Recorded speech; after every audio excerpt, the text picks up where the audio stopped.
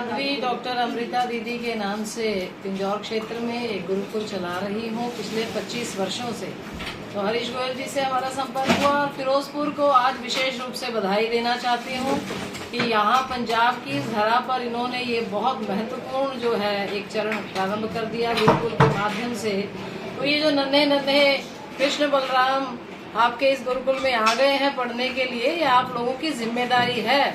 अब आप लोग कैसा निभाओगे इस पर निर्णय करेगा, क्योंकि बच्चे तो यहाँ पर इतने आएंगे कि आपको ये कहना पड़ेगा कि अब हमारे पास इतनी व्यवस्था है। आज के समय में ब्राह्मण अपने बालक को वेद विद्या पढ़ाने के लिए उत्सुक भी है, लालायित भी है उसके मन में, तो ये संकल्प है। लेकिन वातावरण का निर्माण करना हम सब के ऊपर निर्भर करता है। हम सभी लोग मिलकर उस वातावरण को निर्माण करें कि वह ब्राह्मण सम्मान के साथ अपने बालक को इस मार्ग पर चलाए, जिससे वो जब बच्चा इस विद्या को प्राप्त करके फिर बाहर जाएगा कॉलेज यूनिवर्सिटी आदि से आचार्य की डिग्री को प्राप्त करके फिर डॉक्टरेट करके आपके विभिन्न मंदिरों में जब वो सेवा देगा, आपके कर्मकांड पौरोहित्य के कर्म को जब वो संभालने के लिए आगे आएगा, तब सम्मान पूर्वक और एक प्रतिष्ठित आप उसको मान देते हुए इस समाज में प्रतिष्ठित करने का जब संकल्प लेंगे, तब ये जो हमारा एक ऐसा प्रकल्प है गुरुकुल पद्धति का, जो पिछले कुछ एक शताब्दियों में कह लीजिए कि मुगल आक्रमण हुआ, फिर अंग्रेजों का शासन जो कुशासन रहा, तो उसके चलते हमारे वेदों की व्याख्याओं को एकदम से भ्रमित करके उसको समाज के अंदर इस प्रकार से प्रस्तुत किया गया है। और उसको अब शुद्ध करने का, उसकी शुचिता को फिर से स्थापित करने का, ये अगर आज भी हम नहीं उसका बीड़ा उठाएंगे, 75 वर्ष आजादी के हो चुके हैं। अब सरकारें इस प्रकार से यदि अनुकूलता का वातावरण बना रही हैं, समाज को भी उसके साथ अंगीकार करके इन गुरुकुलों की व्यवस्थाओं में आगे बढ़ना चाहिए और इस पूर्ण पद्धति को पूर्णता के साथ समाज को प्रतिष्ठित करना अपना एक संकल्प आप सभी लोग लें। हमारे माध्यम द्वारा जो फिरोजपुर के निवासी है उसको क्या मैसेज है? अब बहुत बड़ा मैसेज मैं दे ही रही हूँ कि फिरोजपुर के निवासी यह संकल्प लें कि हमारे शहर में एक वेद विद्यालय और गुरुकुल की स्थापना हो चुकी है। आप अपने संतानों को यह गुरुकुल दिखाने के लिए लाया करें।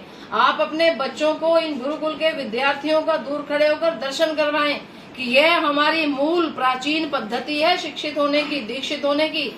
दीक्षा यहाँ पर जो इनको मिल रही है, दीयते विमलम ज्ञानम क्षीयते कर्म वासना।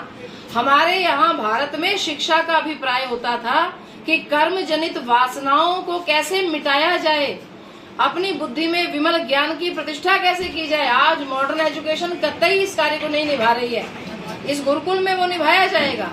तो आप लोग चाहे तो यहाँ से लाभ लें, झोलियां भर भर के ले जाओ और झोलियां भर भर के लौटा करके भी जाओ। आपको मान देना है, प्रतिष्ठा देनी है, धन देना है और यहाँ पर अन्न देना है। गुरुजी, क्या पंजाब में पहला गुरुकुल है जी? नहीं, पंजाब में और भी एक आध गुरुकुल चल रहे हैं, लेकिन गुरुकुल शिक्षा पद्धति की पंजाब में नितांत कमी चल रही है और उसको बढ़ाने की आवश्यकता है। हमारा तो ये कहना है हर जिले में पहले एक प्रतिष्ठापित कर दीजिए। जिले की प्रेरणा से फिर अंतः भी जो है छोटे छोटे गांव में और शहर के अंदर गुरुकुल पद्धति तो बिल्कुल हैंड इन हैंड चलनी चाहिए मॉडर्न एजुकेशन के। आज आप जो है क्रिश्चियनों के ईसाई पद्धति से चलने वाले विद्यालयों में अपने बालकों को भेज करके बाहर से वेशभूषा में तो ईसाई हो ही गए, उनकी सोच और विचार भी ईसाई हो गई है। इसीलिए अपने बूढ़े माँ बाप को छोड़ करके विदेशों में जा रहे हैं और यहाँ पर आपको जो है वृद्धाश्रम बनाने पड़ रहे हैं। ये पंजाब की आज गति हो गई। अगर आपने अपने बच्चे गुरुकुल में पढ़ाए होते तो आज यहाँ वृद्धाश्रम नहीं खुलते, यहाँ कृष्णों के विद्यालय नहीं खुलते, यहाँ ईसाइयत ना पढ़ाई जाती। यहाँ आपको आपके देश की संस्कृति से चलने वाले गुरुकुल, ऐसे गुरुकुलों में अपने बच्चों को आप लोग पढ़ाएं। मेरा यही आपको संदेश। धन्यवाद।